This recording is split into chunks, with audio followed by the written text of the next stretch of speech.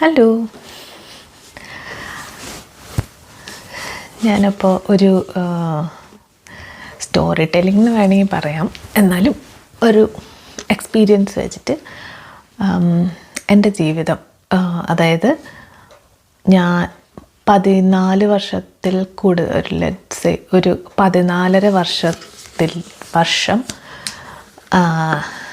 ഞാൻ ജർമ്മനിയിൽ ജീവിച്ചിട്ട് എനിക്ക് എന്തൊക്കെ മാറ്റങ്ങളുണ്ടായി. അതായത് ഞാൻ ജർമ്മനിയിൽ വരുന്നത് 2011 മാർച്ചിൽ ഞാൻ സ്റ്റുഡൻ്റായിട്ട്, അതായത് ഞാൻ എൻ്റെ മാസ്റ്റേഴ്സ് ചെയ്യാൻ, എൻ്റെ ബിടെക്കിന് ശേഷം മാസ്റ്റേഴ്സ് ചെയ്യാനായിട്ടാണ് ഞാൻ ജർമ്മനിയിൽ വരുന്നത്.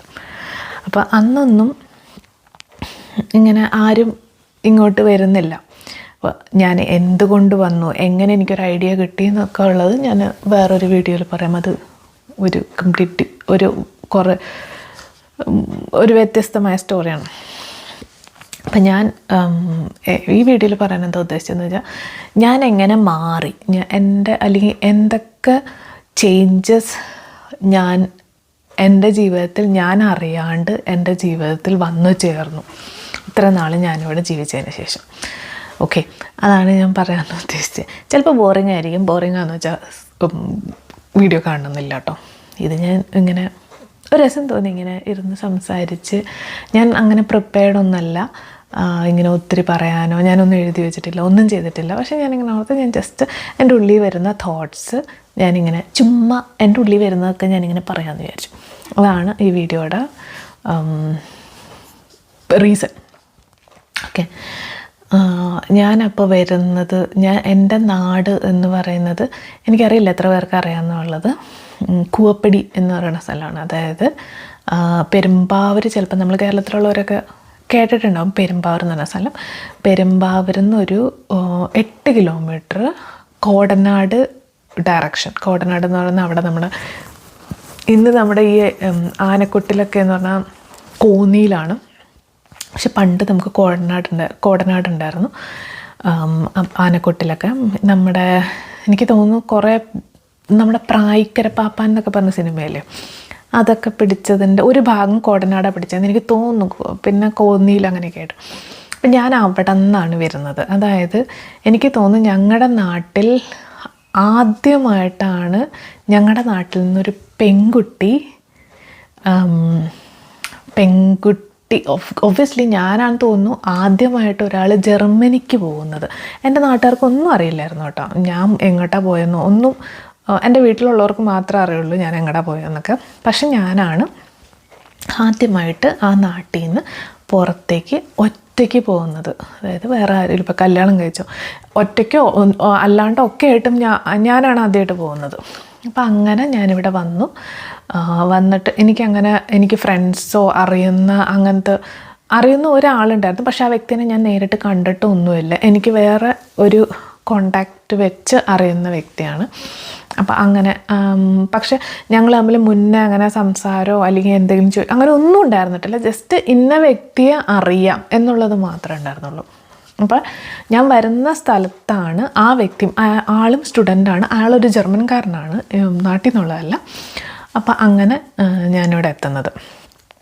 അപ്പം എത്തിക്കഴിഞ്ഞതിന് ശേഷം സത്യം പറഞ്ഞാൽ അന്നിങ്ങനെ അങ്ങനെ യൂട്യൂബോ അല്ലെങ്കിൽ ഇങ്ങനെ വീഡിയോസ് അങ്ങനെയൊന്നും നമ്മുടെ നാട്ടിൽ ഇൻ്റർനെറ്റ് തന്നെ ഇല്ല. പെരുമ്പാവൂർ പോയിട്ട് അവിടെ ഒരു കടയുണ്ട്, ആ കടയിൽ ചെന്ന് 10 രൂപ കൊടുത്തു കഴിഞ്ഞ് അങ്ങനെയാണ് നമ്മൾ റിസൾട്ടൊക്കെ നോക്കണമായിരുന്നു.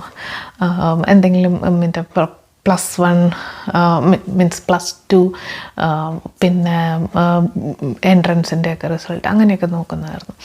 അപ്പോൾ അങ്ങനെ ഒരു സ്ഥലത്ത് നിന്ന് ഞാനിവിടെ വന്നു. അപ്പോൾ ഇൻ്റർനെറ്റൊന്നും ഇല്ലാത്ത കാരണം അന്നിങ്ങനെ വീഡിയോസോ ഇങ്ങനെ ആൾക്കാർ വരും അങ്ങനെ ഒന്നുമില്ല. ആരും അങ്ങനെ വീഡിയോ ചെയ്യുക അല്ലെങ്കിൽ വീഡിയോ യൂട്യൂബിലിടുക അങ്ങനത്തെ സംഭവം. യൂട്യൂബ് തന്നെ എനിക്ക് തോന്നുന്നു 2009 യൂട്യൂബ് ഉണ്ടായിരുന്നതെന്ന് തോന്നുന്നു, എനിക്ക് ഓർമ്മയില്ല. ബട്ട് അങ്ങനത്തെ ഇതൊന്നുമില്ല.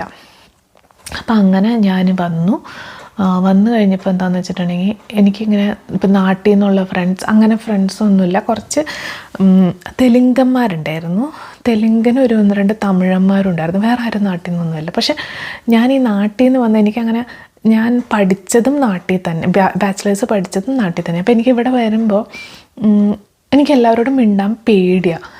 മീൻസ് എന്താ പറയുക, എനിക്ക് അറിഞ്ഞുകൂടാ. അപ്പം എൻ്റെ പേടി എന്താണെന്ന് വെച്ചാൽ എനിക്ക് അവർ ചിന്തിക്കുന്ന രീതി, അല്ലെങ്കിൽ എനിക്ക് അങ്ങനെ കമ്മ്യൂണിക്കേറ്റ് ചെയ്യാൻ എനിക്ക് അറിയാൻ പാടില്ല. ഞാനിങ്ങനെ നേരെ പോകും നേരെ വാ അങ്ങനത്തെ ഒരു തോട്ടാണ്. എനിക്കിങ്ങനെ കറങ്ങിത്തിരിഞ്ഞ് ചിന്തിക്കാൻ എനിക്ക് അറിയാൻ പാടില്ല. മേ ബി ഞാൻ കുറച്ച് ലേസി ആയിട്ടുള്ള, കുറച്ച് മടിയുള്ള വ്യക്തി ആയതുകൊണ്ടായിരിക്കാം. ബട്ട് വോട്ടോ അങ്ങനെയായിരുന്നു. അപ്പം ഞാനിവിടെ വന്നു. അപ്പം എന്നോടിപ്പോൾ ആരെങ്കിലും എന്തെങ്കിലും പറഞ്ഞു കഴിഞ്ഞാൽ ഞാനത് വിശ്വസിക്കും. അപ്പോൾ എൻ്റെ അടുത്ത് എനിക്കിങ്ങനെ അങ്ങനെ ഞാൻ വിശ്വസിച്ച് ഇങ്ങനെ കുറച്ച് ഒരു വിയേർഡ് അനുഭവങ്ങളൊക്കെ ഉണ്ടാക്കിയപ്പോൾ ഞാൻ വിചാരിച്ചു ഓക്കെ, ഞാനിവിടെ വന്നേക്കുന്നത് ഇന്ത്യയിൽ നിന്നുള്ള മീൻസ് ഞാനിവിടെ വന്നേക്കുന്നത് ഫ്രണ്ട്സിനെ ഉണ്ടാക്കുക എന്നുള്ളതല്ല എൻ്റെ ലക്ഷ്യം. എൻ്റെ ലക്ഷ്യം എന്ന് പറഞ്ഞാൽ പഠിച്ച് ജോലി വാങ്ങിക്കുക, എൻ്റെ കുടുംബം രക്ഷിക്കുക എന്നുള്ളതായിരുന്നു എൻ്റെ ലക്ഷ്യം. സോ എന്നെ ബോധർ ചെയ്തേയില്ല. കാരണം ഇവരെയൊക്കെ എനിക്ക് അറിയുന്നവർ പോലും അല്ല. സോ എനിക്കത് അവരെ ലൂസ് ചെയ്യുന്നതിൽ എനിക്ക് അത്ര വലിയ പ്രശ്നങ്ങളോ അങ്ങനെയൊന്നും ഉണ്ടായിരുന്നിട്ടില്ല. എനിക്ക് ആരുമായിട്ടും അങ്ങനെ ഒരു ഇമോഷണൽ അറ്റാച്ച്മെൻറ്റോ അങ്ങനെയൊന്നും ഉണ്ടായിരുന്നിട്ടില്ല അവിടെ വന്നിട്ട്. അങ്ങനെ ഞാൻ പഠിത്തം കഴിഞ്ഞു. പഠിക്കുന്ന സമയത്ത് ഇങ്ങനെ പാർട്ടിക്ക് പോകും അങ്ങനെയൊന്നും ചെയ്തില്ല. കാരണം അങ്ങനെ എനിക്ക് സ്റ്റൈഫൻഡ് ഉണ്ടായിരുന്നു. പക്ഷേ എൻ്റെ വീട്ടിൽ നല്ല കഷ്ടപ്പാടായിരുന്നു. അച്ഛന് കൂലിപ്പണിയായിരുന്നു, അമ്മ നഴ്സിംഗ് അസിസ്റ്റൻ്റായിട്ട് കോൺട്രാക്ട് ബേസിൽ ജോലി ചെയ്യായിരുന്നു. അപ്പോൾ 1500 രൂപയാണ് അന്ന് ശമ്പളം ഉണ്ടായിരുന്നത് അമ്മയ്ക്ക്. അപ്പം എൻ്റെ സിസ്റ്റർ പഠിക്കുമായിരുന്നു. അപ്പോൾ എൻ്റെ ഇതെന്ന് വെച്ചാൽ എങ്ങനെ കിട്ടുന്ന പൈസയും സേവ് ചെയ്തിട്ട് വീട്ടിലേക്ക് അയച്ചു കൊടുക്കുക എന്നുള്ളതായിരുന്നു. അപ്പം ഞാൻ ഒട്ടും അങ്ങനെ പാർട്ടിക്ക് പോവുക അല്ലെങ്കിൽ അങ്ങനത്തെ ഇത്. എൻ്റെ അടുത്ത് കുട്ടികൾ എനിക്ക് തോന്നിയിട്ടുണ്ട് എൻ്റെ ഡ്രസ്സിങ്, ഞാൻ നാട്ടിൽ നിന്ന് കൊണ്ടുവന്ന് കുറേ ഡ്രസ്സൊക്കെ ഇട്ട് ഇങ്ങനെ വളരെ പഞ്ഞം പിടിച്ച ഡ്രസ്സ് 100 രൂപയുടെ ഉടുപ്പൊക്കെ ഇട്ട് കഴിയുമ്പോൾ എൻ്റെ അടുത്ത് ഇവിടുത്തെ കുട്ടികൾ എന്താ പറയുക, മിണ്ടു പോലും ചെയ്യില്ല. ഒരു ദരിദ്രവാസി എന്നുള്ള രീതിയായിരുന്നു. പിന്നെ ഞാനും അത്ര മിങ്കിൾ ചെയ്യാൻ പോവില്ല. ഞാൻ മറ്റേ എണ്ണയൊക്കെ തേച്ച് അങ്ങനത്തെ ഒരു രീതിയായിരുന്നു. അങ്ങനെ മുടിയൊക്കെ ഇങ്ങനെ എണ്ണയൊക്കെ തേച്ച് ഇതാക്കി പിന്നെ ക്ലാസ്സിന് പോവുക. ക്ലാസ് കഴിഞ്ഞാൽ തിരിച്ച് നേരെ റൂമിൽ വരിക, നോട്ട്സ് പ്രിപ്പയർ ചെയ്യുക, അങ്ങനത്തെ ഇതായിരുന്നു എനിക്ക്. അപ്പം ഞാൻ അങ്ങനെ ആയതുകൊണ്ട് എനിക്കങ്ങനെ ഫ്രണ്ട്സിനെ ഉണ്ടാക്കാൻ പറ്റിയിട്ടില്ല ഞാൻ പഠിക്കുന്ന സമയത്ത്. എനിക്ക് ചില സമയത്ത് എനിക്കത് വളരെ എന്താ പറയുക, സങ്കടമുള്ള കാര്യമായിട്ട് എനിക്ക് തോന്നിയിട്ടുണ്ട്. കാരണം എല്ലാവർക്കും ഇങ്ങനെ പഠിക്കണ സമയത്ത് കൂട്ടുകാർ അങ്ങനെയൊക്കെ ഉണ്ട്. എനിക്കങ്ങനെ ആരുമില്ല, ഇപ്പോഴും ഇല്ല. മീൻസ് അങ്ങനെ എനിക്ക് ഒരിക്കലും അങ്ങനെ എനിക്ക് 100% എനിക്ക് അവരെ വിശ്വസിക്കാം എന്നുള്ളൊരു ഇതിലുള്ള ആരും എനിക്കില്ല. ഇപ്പം ഉണ്ട്, പക്ഷെ ഇപ്പം മീൻസ് 1-2 പേരുണ്ട്, അല്ലാണ്ട് എനിക്കാരുമില്ല. അപ്പം അങ്ങനെ ഞാൻ പഠിത്തം കഴിയുമ്പോൾ അപ്പോൾ എല്ലാം സ്ട്രഗിളാണ്. അപ്പോൾ നമ്മുടെ മെയിൻ ടാർഗറ്റ് എന്ന് പറഞ്ഞാൽ പഠിക്കുക, ജോലി മേടിക്കുക. അപ്പോൾ ഇന്നത്തെ പോലെ ഇങ്ങനെ പാർട്ട് ടൈമിന് ഈഗർലി നടക്കുക അങ്ങനെ ഒരു ട്രെൻഡ് ഉണ്ടായിരുന്നില്ല. അന്ന് എല്ലാവരും പഠിക്കുന്ന സമയത്ത് അത്യാവശ്യം വേണ്ട പൈസക്ക് ജോലി ചെയ്യാം, അല്ലെങ്കിൽ സ്കോളർഷിപ്പോ അല്ലെങ്കിൽ അങ്ങനെ എന്തെങ്കിലുമൊക്കെ പൈസ ഉണ്ടാക്കുക, എന്നിട്ട് ജോലി മേടിക്കുക, അതാണ് ടാർഗറ്റ്. അങ്ങനെ വന്നു. എന്നിട്ട് എനിക്ക് കുറേ ജോലി കിട്ടാൻ കുറേ കഷ്ടപ്പെട്ടു. ആക്ച്വലി ഇൻറ്റേൺഷിപ്പ് കിട്ടാനാണ് കുറേ അധികം കഷ്ടപ്പെട്ടത്. അങ്ങനെ കഷ്ടപ്പെട്ട് ജോലി കിട്ടി. പിന്നെ ഞാൻ എപ്പോഴും കുറച്ച് ജർമ്മൻസായിട്ടാണ് മിങ്കിൾ ചെയ്തിരിക്കുന്നത്. അതിൻ്റെ ഇടയ്ക്ക് ഞാൻ പറഞ്ഞില്ലേ, ഞാൻ അറിയുന്നൊരു വ്യക്തി ഉണ്ടായിരുന്നു, ഒരു ജർമ്മൻകാരൻ. ആളെ ഞാൻ ഇവിടെ വന്നാണ് പരിചയപ്പെടണം. അപ്പോൾ ആളെന്നെ കുറേ ഇങ്ങനെ ആൾക്കാരെ പരിചയപ്പെടുത്തും, അങ്ങനെയൊക്കെ കൊണ്ടുപോയി. അങ്ങനെ എനിക്ക് പരിചയങ്ങൾ. പക്ഷെ അതെന്ന് വെച്ചാൽ ഫോൺ ചെയ്യണ പരിചയം അങ്ങനത്തെ ഒന്നുമില്ല. നമ്മൾ ഒരിടയിൽ ചെല്ലുമ്പോൾ കണ്ടു കഴിഞ്ഞാൽ ഹായ് ബൈ, അത്രയേ ഉള്ളൂ. അങ്ങനെ ജോലി കിട്ടിയപ്പോൾ എൻ്റെ സൂപ്പർവൈസർ എൻ്റെ അടുത്ത് പറഞ്ഞു, എൻ്റെ ഫസ്റ്റ് ജോലി ഇവിടെയാണ്. ഞാനൊരു കമ്പനി കാണുന്നത് ഇവിടെ വന്നിട്ട്. ഈ കമ്പനിയിലായിരുന്നു എൻ്റെ ഭാഗ്യമാണ്. എല്ലാവരും ഡ്രീം ചെയ്യണ ഒരു സ്ഥലമാണ്, അങ്ങനെയൊക്കെ പറഞ്ഞു. അപ്പോൾ ഞാൻ വളരെ ഹാപ്പിയായി, കുടുംബം രക്ഷപ്പെട്ടു. പിന്നെ എന്താണെന്ന് വെച്ചാൽ അപ്പം ഞാൻ എന്താ പറയുക, നാട്ടിൽ കോളേജിൽ നിൽക്കുമ്പോൾ നമുക്ക് മെസ്സുണ്ട്. അന്നൊക്കെ എന്ന് വെച്ചാൽ ഞാൻ കൊച്ചിൻ യൂണിവേഴ്സിറ്റിയിലാണ് പഠിച്ചത്, കളമശ്ശേരിയിൽ ക്വിസാറ്റിലാണ് പഠിച്ചത്. അപ്പം അന്നൊക്കെയെന്ന് വെച്ചാൽ ഞാൻ മെസ്സുണ്ട്. അപ്പം നമ്മൾ കറക്റ്റ് മെസ്സിലെ പൈസ 300 രൂപയാണ്, 300-350 രൂപയാവുള്ളൂ ഒരു മാസം മെസ് ഫീസ്. അപ്പം ഞാൻ അങ്ങനെ സ്പെഷ്യൽ ഒന്നും എടുക്കില്ല. അങ്ങനെ ഹോസ്റ്റൽ ഫീസ് അന്ന് 60 രൂപയാണ് ഒരു മാസം. അപ്പോൾ അങ്ങനെയൊക്കെ അങ്ങനെ ജീവിച്ച, പക്ഷെ എന്താ, എനിക്കൊരു ചായ പോലും അന്നേരം ഉണ്ടാക്കാറില്ല നാട്ടിൽ നിൽക്കുമ്പോൾ. കാരണം നാട്ടിൽ നിൽക്കുന്ന സമയത്ത് പഠിക്കുക ഇത് മാത്രമേ ഉണ്ടായിരുന്നുള്ളൂ തലയിൽ. അത് കുറച്ച് ഇതാണ്, നമ്മൾ കുറച്ച് സെൽഫായിട്ട് നമ്മൾ അറിഞ്ഞിരിക്കണം കുറച്ച് കാര്യങ്ങൾ. അത് എനിക്ക് മോശമായിട്ട് എനിക്കൊന്നും സർവൈവ് ചെയ്യാൻ അറിയില്ല എന്നുള്ളത് എനിക്ക് മോശമായിട്ട് തോന്നിയിട്ടുണ്ട്. ഞാനിവിടെ വന്നാണ് കുക്കിങ്ങൊക്കെ പഠിക്കുന്നതും എല്ലാം. അതായത് ഞാൻ ഇവിടെ വന്നിട്ടാണ് ഒരു കടയിൽ പോയി അരി മേടിക്കുന്നത്. അതായത് കടയിൽ പോയി ഒരാഴ്ചത്തേക്കുള്ള സാധനം, അല്ലെങ്കിൽ എൻ്റെ കയ്യിൽ ഇത്ര പൈസയുണ്ട്, ആ പൈസ വെച്ചിട്ട് എനിക്ക് ഒരാഴ്ച എങ്ങനെ ജീവിക്കാൻ പറ്റും, അങ്ങനെയൊക്കെ ഞാൻ അറിഞ്ഞ്. പിന്നെ പൈസ ഇല്ലെങ്കിൽ, അതായത് പണിക്ക് പോയില്ലെങ്കിൽ, അല്ലെങ്കിൽ സ്കോളർഷിപ്പ് ഇല്ല എങ്കിൽ, പൈസ ഇല്ല അല്ലെങ്കിൽ മീൻസ് സിറ്റുവേഷൻസ് ഉണ്ട്, സ്കോളർഷിപ്പ് കിട്ടാണ്ടിരിക്കുന്ന സിറ്റുവേഷൻസ് ഉണ്ട്, അപ്പോൾ അല്ലെങ്കിൽ കുറവ് കിട്ടുന്നതുണ്ട്. അപ്പോൾ ആ സമയത്ത് എങ്ങനെ ലൈഫ് ഹാൻഡിൽ ചെയ്യണം, അതായത് ഒരു ഫിനാൻഷ്യലി ബാലൻസ്ഡ് ആയിട്ടുള്ള ഒരു ലൈഫ് എങ്ങനെ നടത്തിക്കൊണ്ട് പോകണമെന്ന് ഞാൻ പഠിക്കുന്നത് ഇവിടെ വന്നിട്ടാണ്. അപ്പം അങ്ങനെ ഒക്കെ ആയി.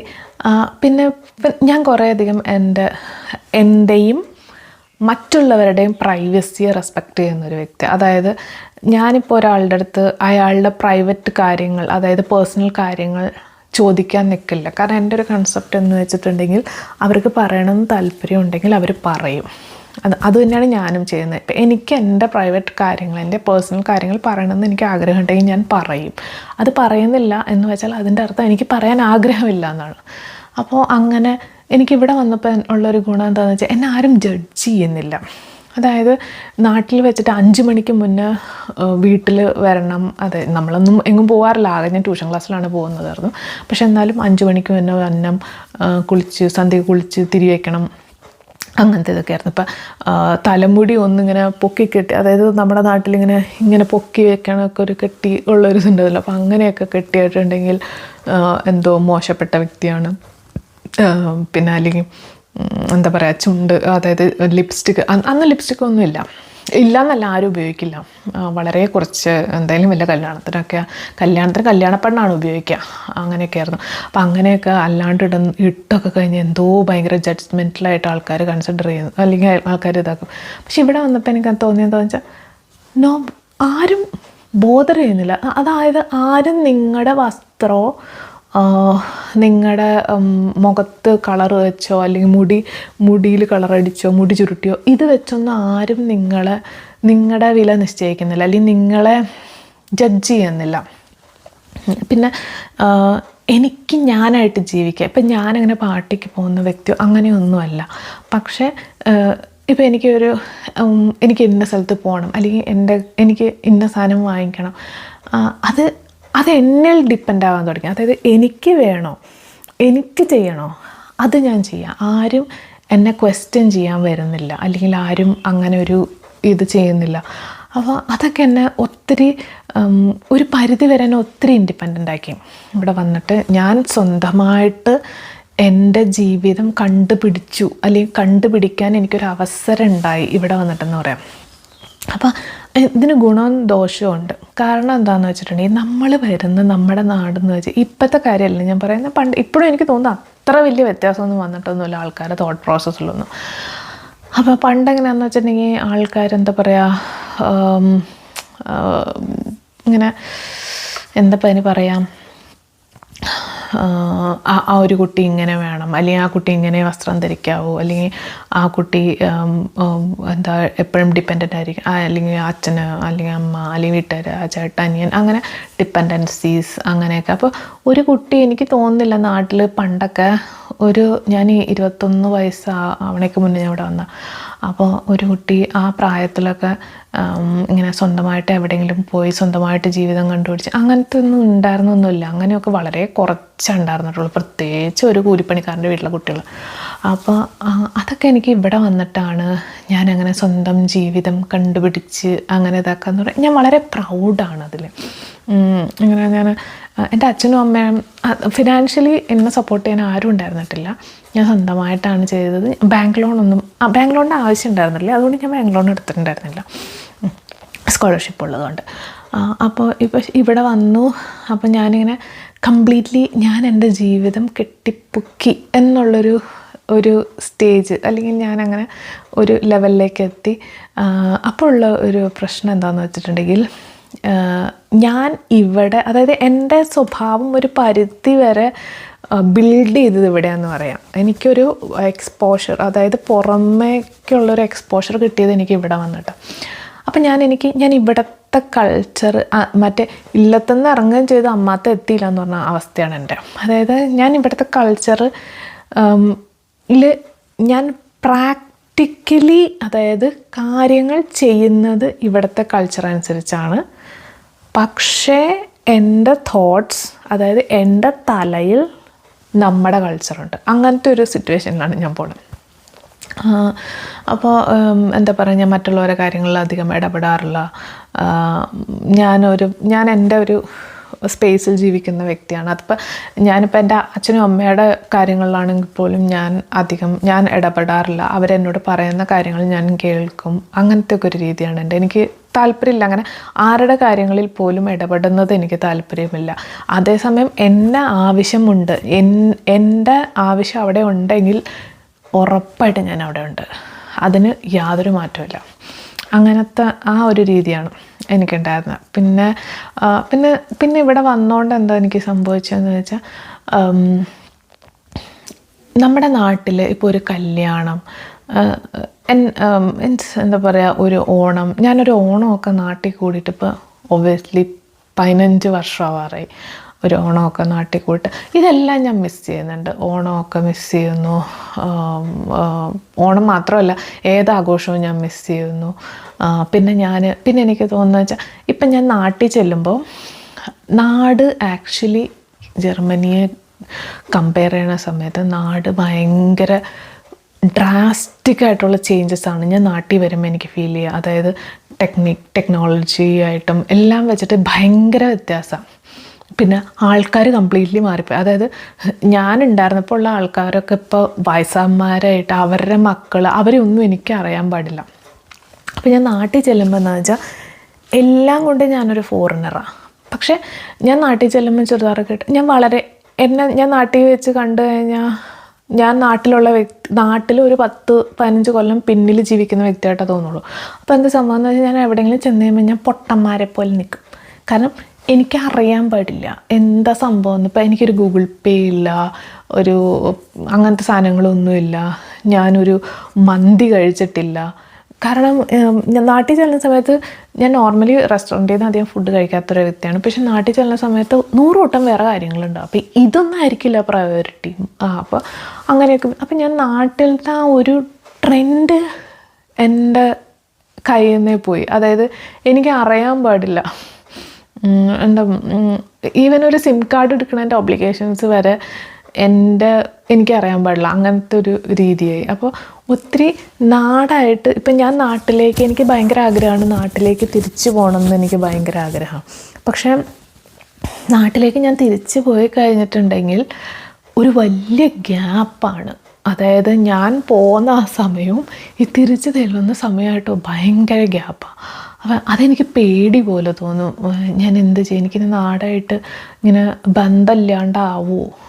ഓൾറെഡി അങ്ങനെ ഒരു ഫേസിലാണ്. അതായത് ഞാൻ നാട്ടിലിപ്പോൾ ഒരു ഗസ്റ്റാണ് ഞാൻ നാട്ടിൽ ചെല്ലുന്നത്. അപ്പോൾ ഇങ്ങനെ കുറേ എന്താ പറയുക, പിന്നെ നാട്ടുകാർ ഇപ്പം എന്നോട് എൻ്റെ പേഴ്സണൽ കാര്യങ്ങൾ എന്തെങ്കിലും ചോദിച്ചു കഴിഞ്ഞാൽ, മോസ്റ്റ്ലി ഞങ്ങളുടെ നാട്ടുകാർ അവർ തമ്മിൽ പറയുന്നുണ്ടാകും. പക്ഷേ എൻ്റെ അടുത്ത് ചോദിക്കൽ വളരെ കുറവാണ്. പക്ഷേ എനിക്കങ്ങനെ ചോദിച്ചു കഴിഞ്ഞാൽ ഞാൻ വളരെ അൺകംഫർട്ടബിളാണ് പറയാനായിട്ട്. പിന്നെ എൻ്റെ തലയിലിങ്ങനെ അത് പറയാനായിട്ടുള്ള ഇങ്ങനെ ഞാൻ കണ്ടീഷൻ ചെയ്ത് വെച്ചിട്ടില്ല. അപ്പോൾ എനിക്ക് പെട്ടെന്ന് പറയാനൊന്നും വരില്ല. ഞാനിങ്ങനെ ഒരുമാതിരി ഇങ്ങനെ അടി കിട്ടിയ പോലെ നിൽക്കും. ഇങ്ങനെ എന്ത് ഞാൻ ചെയ്യണം, എന്ത് ഞാൻ പറയും എന്നുള്ള ഇതിൽ അങ്ങനെ നിൽക്കുന്നൊരു വ്യക്തിയാണ്. സോ അങ്ങനത്തെ കുറേ കാര്യങ്ങൾ ഞാൻ നാട്ടിൽ നിന്ന് പോന്നെ പിന്നെ മിസ് ചെയ്യുന്നുണ്ട്. പിന്നെ എന്താ പറയുക, നാട്ടിലെ കുറേ മാനറിസംസ്, അതായത് ഇപ്പോൾ ഇവിടെയാണെന്ന് വെച്ചാൽ ക്യൂ പാലിക്കുക, മറ്റുള്ളവരുടെ സ്പേസിനെ റെസ്പെക്റ്റ് ചെയ്യുക. ഞാൻ അതുകൊണ്ട് ഉദ്ദേശിച്ച് എന്താ പറയുക, ഇങ്ങനെ ഇടിച്ച് കയറുക, തള്ളിക്കയറുക, അങ്ങനത്തെ ഇതൊന്നും ഇവിടെയില്ല. വളരെ അങ്ങനത്തെ അതിൻ്റെ ഒരു മെയിൻ റീസൺ എന്താണെന്ന് വെച്ചാൽ, നമ്മുടെ നാട്ടിലെ പോപ്പുലേഷനാണ്. നമ്മുടെ നാട്ടിൽ ഒത്തിരി ആൾക്കാരുണ്ട്. അപ്പം നമ്മൾ കോമ്പീറ്റ് ചെയ്ത് നിന്നാലേ നമുക്ക് എന്തെങ്കിലും ചെയ്യാൻ പറ്റുള്ളൂ. അതാണ് നമ്മുടെ നാട്ടിലെ പ്രശ്നം. സോ ഇവിടെ അങ്ങനത്തെ ഒന്നുമില്ല. അപ്പോൾ ഞാൻ നാട്ടിൽ ചെല്ലുമ്പോൾ എന്താ പ്രശ്നം എന്ന് വെച്ചാൽ ഒരു ക്യൂവിൽ നിൽക്കുകയാണ്, ആരെങ്കിലും ക്യൂ തെറ്റിക്കുകയൊക്കെ എന്ന് വെച്ചാൽ ഞാൻ വളരെയധികം ഇറിറ്റേറ്റഡ് ആവും. ഞാൻ ചിലപ്പോൾ എന്തെങ്കിലും പറയും, അതിങ്ങനെ ഹാർഷായിട്ടൊന്നുമില്ല, ഞാൻ വളരെ മാന്യമായിട്ട് ഞാൻ പറയും. കാരണം അതൊക്കെ എന്നെ ഭയങ്കരമായിട്ട് ഇറിറ്റേറ്റ് ചെയ്യും. പിന്നെ എന്താ പറയുക, നാട്ടിലെ ആൾക്കാർ ഇപ്പോൾ കുറേ ബുദ്ധിമുട്ടുകളൊക്കെ പറയും, അങ്ങനെയാണ് ഇങ്ങനെയാണ്, ബിക്കോസ് അവർ എക്സ്പെക്റ്റ് ചെയ്യുന്നത് നമ്മൾ അവർക്ക് കാശ് കൊടുക്കുമെന്നാണ്. സോ ഇതൊക്കെ എന്നെ ഇറിറ്റേറ്റ് ചെയ്യും. കാരണം എന്താണെന്ന് വെച്ചിട്ടുണ്ടെങ്കിൽ നമ്മൾ മറ്റുള്ളവരെ കണ്ടല്ല ജീവിക്കേണ്ടത്. നമ്മളുടെ ജീവിതം മുന്നോട്ട് പോകേണ്ട ഉത്തരവാദിത്തം നമ്മൾക്കാണ്. അപ്പോൾ ഇങ്ങനെ ചുമ്മാ ഒരു സ്ഥലത്ത് പോയിരുന്നിട്ട് ഒരാളിപ്പോൾ പുറത്ത് പോയി എന്നും പറഞ്ഞിട്ട് അവരുടെ വീട്ടിൽ പോയിരുന്ന് അവർക്ക് പണിയെടുക്കാനും ഇതൊക്കെ കഴിവുണ്ടായിരിക്കാം. പക്ഷേ അവരിങ്ങനെ പോയിട്ട് അതങ്ങനെയാണ്, അതെങ്ങനെയാണ്, എനിക്ക് അങ്ങനെ ബുദ്ധിമുട്ട്, എനിക്കിങ്ങനെ ബുദ്ധിമുട്ട് അങ്ങനെ പറഞ്ഞു കഴിയുമ്പോൾ അവരെ എക്സ്പെക്റ്റ് ചെയ്യുകയാണ് നമ്മൾ പൈസ കൊടുക്കണം, അല്ലെങ്കിൽ നമ്മൾ അവരെ സഹായിക്കണം, അല്ലെങ്കിൽ അത് കൊടുത്തില്ലെങ്കിൽ അവർക്ക് ബുദ്ധിമുട്ട്. സോ ഇതൊക്കെയെന്ന് വെച്ചാൽ എനിക്കറിയാൻ പാടില്ല. ഇതൊക്കെ എനിക്ക് ഭയങ്കര ഇറിറ്റേറ്റിംഗ് ആയിട്ട് തോന്നും. പണ്ട് എനിക്ക് ഇങ്ങനെയൊന്നും തോന്നില്ലായിരുന്നു. പണ്ട് എനിക്ക് ഇറിറ്റേറ്റിംഗ് ആയിട്ടില്ല. പണ്ട് എനിക്കങ്ങനെ അതൊക്കെ നമ്മുടെ തലയിലുള്ളതാണല്ലോ. കാരണം അതൊരു സ്പെഷ്യലായിട്ട് എനിക്ക് തോന്നിയിട്ടില്ല. പക്ഷെ ഇപ്പം എനിക്ക് അതൊക്കെ ഒരു ബുദ്ധിമുട്ടായിട്ട് തോന്നും. നാട്ടിൽ ചെല്ലുന്ന സമയത്ത് എന്തുകൊണ്ട് അവനവൻ്റെ കാര്യം അവനവൻ നോക്കിക്കൂടാ, അങ്ങനെ എന്താ പറയുക, കുറേ കാര്യങ്ങളുണ്ട്, കുറേ എക്സ്പീരിയൻസസ് ഉണ്ട് എൻ്റെ അടുത്ത് എനിക്കുണ്ടായിട്ടുണ്ട്. അപ്പം ഞാനിങ്ങനെ ഓർക്കും, എന്തുകൊണ്ട് ഇങ്ങനെ ചെയ്തുകൂടാ, അല്ലെങ്കിൽ എന്തുകൊണ്ട് അങ്ങനെ ഇതാക്കിക്കൂടാ എന്നുള്ളൊരു ഫീല് വരും. പിന്നെ ഇപ്പോൾ പങ്ക്ച്വാലിറ്റി, ഇവിടെ ജർമൻസ് എന്ന് പറയുന്നത് അവർ കൃത്യനിഷ്ഠയുടെ കാര്യത്തിൽ ഭയങ്കര ഇതാണ്. അപ്പം എനിക്കും നാട്ടിൽ ചെന്ന് കഴിഞ്ഞാൽ ഇപ്പം അത് ഇപ്പോൾ എവിടെയെങ്കിലും ചെല്ലണം, അല്ലെങ്കിൽ ആരെങ്കിലും വരും, ഇന്ന സമയത്ത് വരും എന്ന് പറഞ്ഞാൽ ഞാൻ എക്സ്പെക്റ്റ് ചെയ്യും, എൻ്റെ പ്രതീക്ഷ ആ സമയത്ത് അവർ വരുന്നതാണ്. പക്ഷേ നമ്മുടെ നാട്ടിൽ അങ്ങനെയൊന്നുമല്ലല്ലോ. പിന്നെ ഇവിടെയൊക്കെ എന്ന് വെച്ചാൽ ഇപ്പം നമ്മൾ പറയും അപ്പോയിൻമെൻ്റ് എടുത്തിട്ട് വേണം അച്ഛനും അമ്മയും വരെ കാണാൻ പോകാമെന്ന് പറയും. ഞാനതിന് യൂസ്ഡായി. അതായത് എനിക്കിപ്പോൾ നമ്മൾ വീട്ടിൽ ചെല്ലുന്ന സമയത്ത് പെട്ടെന്ന് ഒരാൾ ചാടിക്കയറി വരിക എന്ന് പറയുമ്പോൾ എന്താണെന്ന് വെച്ചാൽ, അതായത് നമ്മൾ ചിലപ്പോൾ പ്രിപ്പയർഡ് ആയിരിക്കില്ല. നമ്മൾ ചിലപ്പോൾ ഒന്ന് ആലോചിച്ചേക്കാം, നമ്മൾ വീട്ടിൽ കുളിക്കാൻ എണ്ണയൊക്കെ തേച്ച് റെഡിയായി നിൽക്കുന്ന സമയത്ത് ഒരാൾ തള്ളിക്കയറി വരിക. നമ്മൾ ഭയങ്കര, കാരണം നമ്മൾ അവരെ പ്രതീക്ഷിക്കുന്നില്ല, നമ്മൾ ഭയങ്കര അൺഎക്സ്പെക്റ്റഡ് ആയിട്ട് നിൽക്കുമായിരിക്കും. അപ്പോൾ നമുക്ക് അയ്യോ പിന്നെ ഒരു തിരക്കായി തിക്കൽ. പക്ഷെ അതൊക്കെ എനിക്ക് ഭയങ്കര പ്രശ്നമായിട്ട് ഇപ്പോൾ തോന്നും. പണ്ട് എനിക്ക് തോന്നില്ല, കാരണം പണ്ട് നമ്മൾ അതിന് യൂസ്ഡാണ്. അതുകൊണ്ട് അങ്ങനെ തോന്നും. പിന്നെന്താ, ഇപ്പോൾ ഒരാൾ വരും എന്ന് പറഞ്ഞാൽ ചിലപ്പോൾ 10 ആൾ വരിക. അപ്പോൾ ഞാൻ ഓക്കെ. കാരണം ചില വീടുകളിൽ ഇപ്പം നമ്മൾ ഒരു വീട്ടിൽ എന്താ പറയുക, കുറച്ച് പാവം പിടിച്ച വീടാണെന്ന് വെച്ചാൽ അവിടെ ഇപ്പോൾ 10 ആളെ ട്രീറ്റ് ചെയ്യാനുള്ള സാധനമൊന്നും ഉണ്ടാവില്ല. ഒരാൾ വരും എന്ന് പറയുമ്പോൾ ഒരാൾക്കായിരിക്കും കരുതുണ്ടാവുക. അത് പെട്ടെന്ന് പോയിട്ട് പൈസ വാങ്ങിച്ച് എന്തെങ്കിലും ഇതാക്കാനൊന്നും പറ്റുമൊന്നുമില്ല. സോ അങ്ങനത്തെ കാര്യങ്ങളൊക്കെ. പക്ഷെ നാട്ടിൽ നിൽക്കുമ്പോൾ ഇതൊന്നും എനിക്ക് വലിയ പ്രശ്നമായിട്ട് തോന്നില്ല. കാരണം നമ്മളിതിന് ശീലമാണ്, നമ്മുടെ ശീലമാണ് ഇതൊക്കെ. അപ്പോൾ ഇവിടെ വന്ന് ഈ ശീലമൊക്കെ വ്യത്യാസമായി കഴിഞ്ഞപ്പോൾ എനിക്ക് അങ്ങനത്തെ പ്രശ്നങ്ങളൊക്കെ ഉണ്ട്. സോ ഇങ്ങനത്തെ പിന്നെ അടുത്ത് നമ്മളെ നാട്ടിൽ ഇപ്പോൾ ആണുങ്ങൾ എല്ലാവരും അല്ല ഞാൻ പറയുന്നത്, പെണ്ണുങ്ങളൊരു സെക്കൻഡ് ടൈപ്പ് ഓഫ് സിറ്റിസൺ ആയിട്ടാണ് കാണുക. അതായത് ഒത്തിരി മാറ്റം അതിനകത്തുണ്ടായിട്ടുണ്ട്. പക്ഷെ സ്റ്റിൽ കുറേ പേര് കാണുന്നത് അങ്ങനെയാണ്. അതായത് പെണ്ണുങ്ങൾ എത്ര ജോലി ചെയ്തു, എത്ര ഇതെന്തായാലും പെണ്ണുങ്ങളാണ് വീട്ടുകാരെ നോക്കേണ്ടത്, അടുക്കളപ്പണി ചെയ്യേണ്ടതും അതും ഇതും. എനിക്കതിൻ്റെ എൻ്റെ മുന്നിൽ എപ്പോഴും അതിന് എക്സാമ്പിളുണ്ട്, ആൾക്കാർ അങ്ങനെ ചിന്തിക്കുന്നതിനൊക്കെ. ഇതിനൊക്കെ ഞാൻ കംപ്ലീറ്റ്ലി എഗെയിൻസ്റ്റാണ്. വളരെ, അതായത് എനിക്കൊരിക്കലും അങ്ങനെ ഞാനെപ്പോഴും കാണുന്ന ഈക്വൽ ഒരു പാർട്ട്ണർഷിപ്പിൽ ഭാര്യയും ഭർത്താവോ അല്ലെങ്കിൽ അങ്ങനെയൊക്കെ ഈക്വൽ ഇതായിട്ടാണ് ഞാൻ കാണുന്നത്. അല്ലാണ്ട് ഭാര്യ എന്ന് പറയുന്നത് ഇങ്ങനെ വേണം, ഭർത്താവ് എന്ന് പറയുന്നത് അങ്ങനെ ഞാൻ കാണുന്നില്ല. സോ എൻ്റെ അടുത്ത് ഇന്ത്യൻസ്, ഇവിടെ വരുന്ന ഇന്ത്യക്കാർ എൻ്റെ അടുത്ത് സംസാരിച്ച് കഴിയുമ്പോൾ എൻ്റെ അടുത്ത് പറയും, നിന്നെ ഇന്ത്യയിലുള്ള ആൾക്കാർക്ക് ഇഷ്ടപ്പെടാൻ ഭയങ്കര പാടായിരിക്കും എന്ന് പറയും. അപ്പം ഞാനിങ്ങനെ ഓർക്കും, എന്തുകൊണ്ട്? ഇപ്പം ഞാനൊരു ആൺകുട്ടിയാണെന്ന് വെച്ചാൽ അവരെന്നോടത് പറയണ്ടാവില്ല. ബിക്കോസ് ഞാനൊരു പെൺകുട്ടി ആയതുകൊണ്ടാണ് അവരെന്നോടത് പറയുന്നത്. അപ്പം ഞാൻ ഓർക്കും, അങ്ങനെ ഒരു മൈൻഡ് സെറ്റുള്ളവരെന്നെ ഇഷ്ടപ്പെടണ്ട, അങ്ങനെ ഞാൻ വിചാരിക്കും. സോ ഇങ്ങനത്തെ കുറേ ചേഞ്ചസ് ഞാൻ നാട്ടിലുള്ള സമയത്തൊക്കെ ഞാനിങ്ങനെ ഭയങ്കര ഒരു എന്താ പറയുക, പാവം പിടിച്ച കൊച്ച്, എന്താ പറയുക, ഒരു നമ്മൾ മറ്റേ കുലസ്ത്രീ എന്താ പറയില്ല, അതായത് രാവിലെ എൻ്റെ കുളിച്ച് മറ്റേ കുളിപ്പിന്നൽ പിന്നി തുളസിക്കതിരൊക്കെ വെച്ച് കുറിയൊക്കെ തൊട്ട് സ്കൂളിൽ പോവുക, എന്നും അങ്ങനെയൊക്കെ നടക്കുക, അങ്ങനത്തെ ഒരു വ്യക്തിയായിരുന്നു. പക്ഷേ ഞാനിവിടെ വന്നു, എൻ്റെ തോട്ട് പ്രോസസ്സിൽ മാറ്റം ഉണ്ടായി. എനിക്കറിഞ്ഞുകൂടാ നല്ലതാണോ, മറ്റുള്ളവർക്ക് നല്ലതാണോ ചീത്തയാണോ എന്ത് തോന്നുന്നു എനിക്കറിയാൻ പാടില്ല, ബിക്കോസ് അതെന്നെ ബാധിക്കണ കാര്യമല്ല. പക്ഷെ എനിക്ക് ഞാൻ എൻ്റെ ജീവിതത്തിൽ എന്നെ ഉൾക്കൊള്ളാൻ പറ്റുന്ന ആൾക്കാരാണ് എന്നോട് ചേർന്ന് നിൽക്കുന്നത്. എനിക്കൊരു ഫേക്കായിട്ടുള്ള അല്ലെങ്കിൽ ഒരു കപടമുഖം കാണിക്കാൻ പറ്റില്ല. സോ ഇതൊക്കെ ചിലപ്പോൾ എനിക്ക് കുറേ ശത്രുക്കൾ ഉണ്ടാക്കി തന്നിട്ടുണ്ടാവും. പക്ഷേ എൻ്റെ ജീവിതത്തിലുള്ളത് ഇപ്പോഴുള്ള ആൾക്കാരെന്ന് പറയുന്ന എന്നെ ഞാനായിട്ട് അംഗീകരിക്കാൻ പറ്റുന്നതും അവരെ എനിക്ക് ഉൾക്കൊള്ളാൻ പറ്റുന്നതുമായ ആൾക്കാർ മാത്രമേ ഉള്ളൂ. സോ ഇങ്ങനത്തെ കാര്യങ്ങളൊക്കെയാണ് ഒരു ഫസ്റ്റ് ഇതെന്നുള്ള രീതിയിൽ ഇവിടെ വന്നതിന് ശേഷം ഞാൻ അനുഭവിച്ച കാര്യങ്ങൾ, അല്ലെങ്കിൽ ഞാൻ ഇതാക്കിയ കാര്യങ്ങൾ. ഓക്കെ, അപ്പോൾ താങ്ക്സ് ഫോർ വാച്ചിങ്. എനിക്കറിയാൻ പാടുള്ളത് ഭയങ്കര ലോങ് വീഡിയോ ആണ്.